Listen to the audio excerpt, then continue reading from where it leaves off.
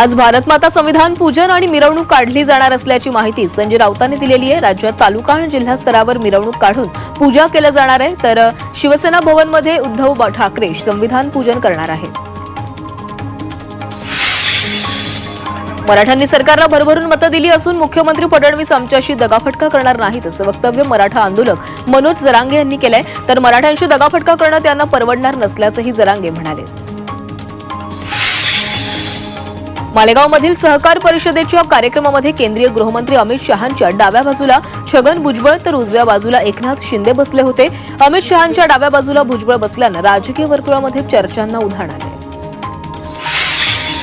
अमित शहा आणि आपल्यात राजकारणाबाबत काहीही चर्चा झाली नाही असं वक्तव्य राष्ट्रवादीचे नेते छगन भुजबळांनी केलेलं आहे। तर दिल्ली ही देशाची राजधानी असून आपण कधीही दिल्लीला जाऊ शकतो असं सूचक वक्तव्यही भुजबळांनी केलंय।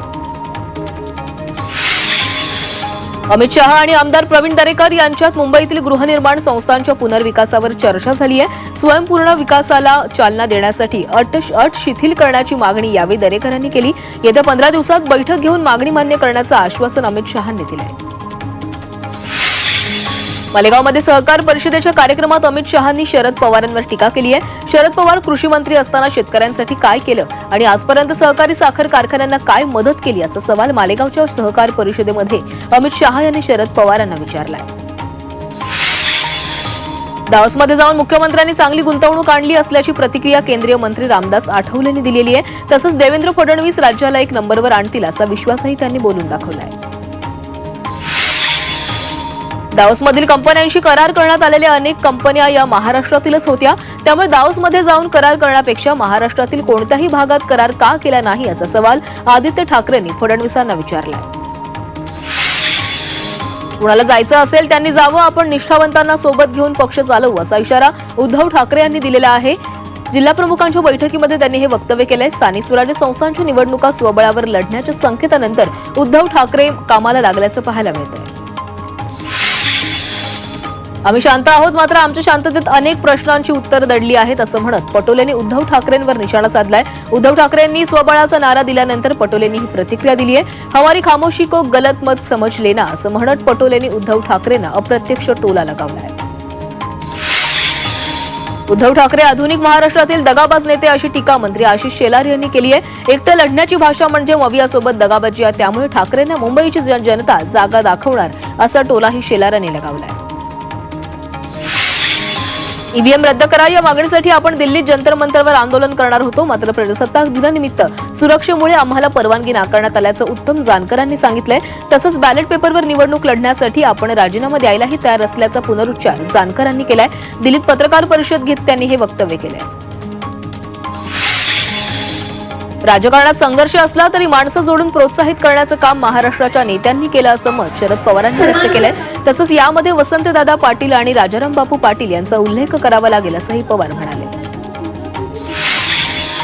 सांगलीच्या कासेगावमध्ये बाबूजी पाटणकर लोकशास्त्रीय संशोधन संस्थेचा वर्धापन दिन आयोजित केला गेला होता। कार्यक्रमाला शरद पवार उपस्थित होते। स्वातंत्र्य लढ्यात क्रांतीवीर बाबूजी पाटणकर यांचं योगदान महत्त्वाचं असल्याची प्रतिक्रिया यावेळी शरद पवारांनी दिली। काँग्रेस प्रदेशाध्यक्षपदाबाबत पक्षश्रेष्ठी निर्णय घेतील अशी प्रतिक्रिया आमदार विश्वजित कदमांनी दिली आहे। तसंच विधानसभा निवडणुकीमध्ये झालेल्या पराभवाबाबत महाविकास आघाडीनं आत्मपरीक्षण करण्याची गरज असल्याचंही यावेळी विश्वजित कदमांनी म्हटलंय। काँग्रेस नेते बाळासाहेब थोरातांनी महायुतीवर निशाणा साधलेला आहे। महायुती सत्तेसाठीच काम करत असल्यामुळे त्यांच्यामध्ये ताणतणाव सुरू आहे असा टोला थोरातांनी लगावलाय। तसंच पालकमंत्री पदाबाबतही गोंधळ सुरू आहे, मग हे सरकार कसं चालणार असा सवालही त्यांनी उपस्थित केलाय। पालकमंत्री पदाबाबत महायुतीमध्ये कोणताही मतभेद नसल्याची प्रतिक्रिया केंद्रीय मंत्री रामदास आठवलेंनी दिलेली आहे। तसंच काही ठिकाणी पालकमंत्री पदाबाबत वाद आहे आणि तो मिटवला जाईल असा विश्वासही त्यांनी बोलून दाखवलाय। सातारा जिल्ह्याचं दुसऱ्यांदा पालकमंत्री होण्याचा बहुमान मिळाला, याबाबत मी स्वतःला भाग्यवान समजतो असं म्हणत शंभूराज देसाईंनी मुख्यमंत्री आणि दोन्ही उपमुख्यमंत्र्यांचे आभार मानलेले आहेत। येत्या काळात शिवसेनेत पक्षप्रवेश होणार असल्याची माहिती मंत्री उदय सामंत यांनी दिलेली आहे। येत्या 15 तारखेला उपमुख्यमंत्री एकनाथ शिंदे रत्नागिरीत येणार आहेत आणि त्यांच्या उपस्थितीमध्ये अनेक पक्षप्रवेश होतील असा दावा सामंतांनी केलाय। महाराष्ट्रात वोट जिहाद पार्ट 2 सुरू असून उद्धव, सेना आणि काँग्रेस एकत्रित येऊन हे कटकारस्थान करत असल्याचा गंभीर आरोप भाजप नेते किरीट सोमय्या यांनी केलाय। जयंत पाटलांनी सगळं विसरून आगामी निवडणुकीच्या तोंडावर जिल्ह्यातील विस्कटलेली राजकारणातील घडी पुन्हा एकत्र बांधावी असं भावनिक आवाहन माजी आमदार विलासराव जगताप यांनी केलेलं आहे। सांगलीच्या संखमध्ये पार पडलेल्या पुतळा अनावरण कार्यक्रमात ही साथ विलासराव पाटील यांनी जयंत पाटलांना घातली। राष्ट्रीय स्वयंसेवक संघाचे सरसंघचालक मोहन भागवत हे येत्या 5 दिवस भिवंडी दौऱ्यावर आहेत। शुक्रवारी त्यांनी ब्राह्मण आळी येथील संघ कार्यकर्त्यांच्या घरी सदिच्छा भेट दिली। यावेळी संघाचे शहरातील प्रमुख पदाधिकारी देखील उपस्थित होते। बीडच्या मकोका गुन्ह्यातील 4 आरोपींची बीड जिल्हा कारागृहात ओळख परेड पार पडली। सरपंच संतोष देशमुख हत्या प्रकरणातील सुदर्शन घुलेसह 4 जणांची इन कॅमेरा ओळख परेड झाली। यात साक्षीदारांना आरोपीला ओळखल्याची सूत्रांची माहिती आहे। वर्धाच्या देवळी इथं महिला राज्यस्तरीय अजिंक्यपद कुस्ती स्पर्धेचं आयोजन करण्यात आलं। स्पर्धेत राज्यातील विविध जिल्ह्यातून 300-350हून अधिक महिला कुस्तीपटूंनी सहभाग घेतला। अत्याधुनिक इंडोअर क्रीडा स्टेडियममध्ये 2 दिवस स्पर्धेचं आयोजन करण्यात आलं। डॉक्टर होमी भाभा स्टेट युनिव्हर्सिटीच्या वतीनं वाचन संकल्प महाराष्ट्राचा या अभियानाचा अंतर्गत ग्रंथदिंडी आणि ग्रंथ प्रदर्शनाचं आयोजन करण्यात आलं होतं। विद्यापीठाचे कुलगुरू प्राध्यापक राजनीश कामत यांच्या हस्ते ग्रंथाची पूजा करण्यात आली। या प्रदर्शनामध्ये 6हून अधिक पुस्तक विक्रेते आणि पब्लिशिंग हाऊस यांनी सहभाग घेतला। अकोल्याच्या पातूर तालुक्यातील शेतकऱ्यांनी जिल्हाधिकारी कार्यालयासमोर आमरण उपोषण केलंय। शेतकऱ्यांच्या प्रलंबित मागण्यांसाठी हे उपोषण सुरू आहे। अनेकदा या मागण्यांसाठी पाठपुरावा करूनही प्रशासनानं कोणतीही कारवाई न केल्यानं शेतकरी आक्रमक झालेत। प्रशासनानं याकडे दुर्लक्ष केल्यास आंदोलन तीव्र करण्याचा इशारा शेतकऱ्यांनी दिला। मालाड गोरेगावच्या काही भागांमध्ये आज पाणी पुरवठा बंद राहणार आहे। जलवाहिनीच्या दुरुस्तीसाठी पाणी पुरवठा बंद असेल, त्यामुळे नागरिकांना पाणी जपून वापरण्याचं आवाहन केलं गेलंय। सिडको महामंडळाच्या माझे पसंतीचे सिडकोचं घर महागृह निर्माण योजनेकरता अर्ज भरण्यासाठी मुदतवाढ देण्यात आलेली आहे। ऑनलाईन अर्ज नोंदणी करण्यासह सदनिकांचा प्राधान्यक्रम निवडण्याकरता 31 जानेवारी 2025 पर्यंत अखेरची सुवर्णसंधी उपलब्ध करून देण्यात आली आहे। म्हाडा कोकण मंडळासाठी फेब्रुवारीमध्ये सोडत जाहीर करण्यात आलेली आहे। 2147 घरांसाठी 5 फेब्रुवारीला सोडत जाहीर करण्यात आली आहे। ठाण्यातील गाणेकर नाट्यगृहात मुख्यमंत्र्यांच्या शुभहस्ते सोडत निघणार आहे। गेल्या अनेक वर्षांपासून एसटीची भाडेवाढ झालेली नव्हती। दरवर्षी भाडेवाढ करणं गरजेचं असल्याची प्रतिक्रिया मंत्री प्रताप सरनाईक यांनी दिलेली आहे। तसंच 1 फेब्रुवारीपासून टॅक्सी आणि रिक्षाची पण भाडेवाढ होणार असल्याचं त्यांनी सांगितलेलं आहे। एसटी महामंडळाच्या जुन्या योजनांमध्ये बदल होणार नसल्याची माहिती मंत्री प्रताप सरनाईक यांनी दिली आहे। एसटी दरात लाडक्या बहिणींना दिलेली 50% सूट तशीच कायम राहणार असून ज्येष्ठ नागरिकांसाठीची ही योजना चालू असणार असल्याचं त्यांनी स्पष्ट केलं आहे। एसटी भाडेवाढीच्या निर्णयानंतर काँग्रेस नेता यशोमती ठाकूर यांनी सरकारवर निशाणा साधलाय। सर्वसामान्य जनतेच्या पोटाला लाथ कशी मारायची हे मुख्यमंत्र्यांकडून शिकावं अशा शब्दात त्यांनी टीका केली आहे। पालघरच्या तारापूर जवळील कुरगावात राहुल नगर आणि मोतीनगर या दोन्ही संकुलांचं सांडपाणी थेट रस्त्यावर येत आहे आणि त्यामुळे आक्रमक झालेल्या स्थानिकांनी गटारांवरच मातीचा भराव टाकला।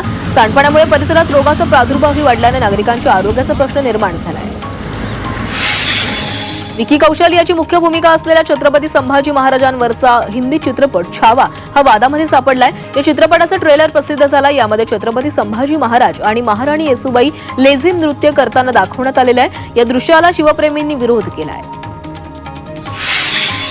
छावा चित्रपटात चुकीच्या पद्धतीनं छत्रपती संभाजी महाराजांचा इतिहास मांडण्यात आलेला आहे अशी टीका राष्ट्रवादीचे नेते अमोल मिटकर यांनी केलेली आहे। तर कमाईच्या नादात चुकीचा इतिहास प्रसारित केल्यास चित्रपट मोठ्या पडद्यावर प्रसारित होऊ देणार नाही असा इशाराही मिटकर यांनी दिला आहे। 90च्या दशकातील बॉलिवूडची प्रसिद्ध अभिनेत्री ममता कुलकर्णीनं संन्यास घेतलेला आहे। प्रयागराजमधील महाकुंभ मेळ्यात तिनं संन्यास घेतला। संसारी जीवनाचा त्याग तिनं साध्वीची वस्त्र परिधान केली आहे। किन्नर आखाड्याच्या आचार्य महामंडलेश्वर लक्ष्मी नारायण त्रिपाठी यांच्याकडून तिनं दीक्षा घेतली। कॅगच्या अहवालावर दिल्लीत चर्चा करण्यासाठी विशेष अधिवेशन बोलवण्याची मागणी हायकोर्टानं फेटाळली आहे। सभागृहाच्या कामात कोर्ट हस्तक्षेप करू शकत नाही असं म्हणत कोर्टानं भाजप आमदारांची मागणी फेटाळून लावली आहे।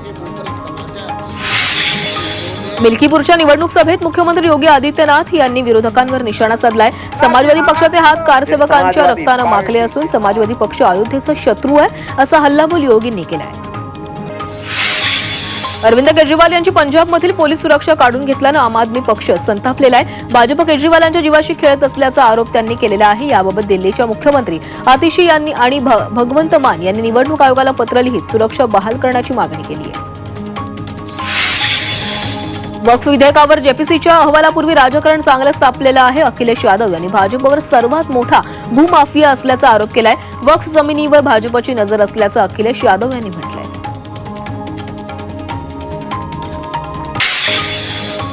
सिडकोच्या घरांसाठी तिसऱ्यांदा मुदतवाढ देण्यात आलेली आहे. नागरिकांना 10 जानेवारीपर्यंत पसंतीचं घर निवडता येईल. सिडकोनं घरांच्या किमतीही अद्याप जाहीर केलेल्या नाहीयेत, त्यामुळे अनेक ग्राहक संभ्रमात आहेत. ही बाब लक्षात घेऊन अर्ज नोंदणीसाठी मुदतवाढ देण्यात आली आहे. मध्य रेल्वेच्या ठाणे स्थानकामधील सर्व शौचालय बंद ठेवण्यात आलेली आहे. त्यामुळे प्रवाशांना आणि त्यातही खास करून महिला प्रवाशांना अडचणींना सामोरं जावं लागतंय. ठेकेदारांचं कंत्राट संपल्यामुळे शौचालयांना कुलूप लावण्यात आलेली आहे. त्यावर प्रवाशांनी नाराजी व्यक्त केली. कल्याण पूर्वेकडील चिंचपाडा परिसरातील वक्रतुंड इमारतीमधील 28 कुटुंबांना बेघर होण्याची वेळ आलेली आहे. जागा मालकांच्या वादातून ही इमारत पाडण्याचा आदेश उच्च न्यायालयानं दिलाय. त्यामुळे 13 वर्षांनंतर इमारत अनधिकृत घोषित केल्यामुळे इमारतींमध्ये राहणाऱ्या 28 कुटुंबांमध्ये भीतीचं वातावरण निर्माण झालंय. भारत बांगलादेश सीमेवर अलर्ट जारी करण्यात आलेला आहे. सर्व बॉर्डर आउटपोस्टच्या सैनिकांना ऑप्स अलर्ट नावानं सतर्क राहण्यास सांगण्यात आलंय. तसंच सीमावर्ती गावातील रहिवाशांना बांगलादेशातील त्यांच्या नातेवाईकांना भेटतानाही दक्ष राहण्यास सांगण्यात आलंय. तसंच सीमेवर गस्तीवर भर देण्यात आला असून प्रजासत्ताक दिनासंदर्भात हा अलर्ट जारी करण्यात आलाय. भंडाऱ्यातील कंपनीत झालेल्या स्फोटात 8 लोकांचा मृत्यू झालाय तर 5 जण जखमी झालेत. दरम्यान ही घटना कशामुळे घडली याचा तपास केला जाणार असून कंपनीतील सीसीटीव्ही तपासले जाणार असल्याची माहिती नागपूर पोलीस महानिरीक्षकांनी दिली आहे. मुंबईत माणुसकीला काळीमा फासणारी घटना घडली. 78 वर्षीय वृद्ध महिलेवर 20 वर्षीय नराधमाकडून लैंगिक अत्याचार करण्यात आलेत. घरातील सीसीटीव्हीमुळे अत्याचाराचा प्रकार समोर आलेला आहे. महिलेला विस्मरणाचा आजार आणि महिला घरात एकटी असल्याचं नराधमानं फायदा घेतलाय. कल्याणमध्ये रिक्षा चालकानं 3 प्रवाशांवर जीवघेणा हल्ला केलाय. स्टेशन परिसरात हा प्रकार घडला. रिक्षात पुढे बसण्यावरून दोघांमध्ये वाद झाला आणि त्यानंतर रिक्षा चालकानं प्रवाशांवर चाकून हल्ला केलाय. या प्रकरणी रिक्षा चालकाला पोलिसांनी ताब्यात घेतलं.